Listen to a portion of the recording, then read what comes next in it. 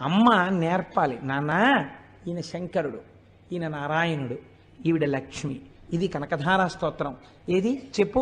ఆపదామపహర్తారం దాతారం సర్వసంపదాం. చిన్నతనంలో 4 శ్లోకాలు నేర్పాలి.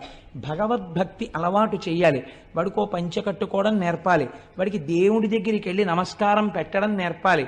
చిన్నతనంలో పూర్వం నాయనమ్మలు అమ్మమ్మలు పిల్లల్ని దగ్గర కూర్చోబెట్టుకుని జోరు పెట్టని గోవింద అని ఇలా పెట్టడం నేర్పేవారు. ఎవరైనా ఇంటికి వస్తే చూడండి మా మనవాడు ఎంత బాగా జోజు పెడతాడో అని చెప్పి గోవిందా గోవింద అంటే వాడు ఇలా అంటుండేవాడు. ఇలా వాడికి తెలియకుండా అన్నది వాడి యొక్క బుద్ధి మార్చి వాడిని సక్రమ మార్గంలో తిప్పేది. మనం ఇవాళ టీవీ సీరియల్ వాడికి కూర్చోబెడతాం. ఏమిటి వస్తుంది వాడికి? బుద్ధి రమ్మంటే. కాబట్టి ధర్మమునకు ప్రాతిపదిక ఎక్కడ పడుతోంది? శైశవేభ్యస్తు విద్య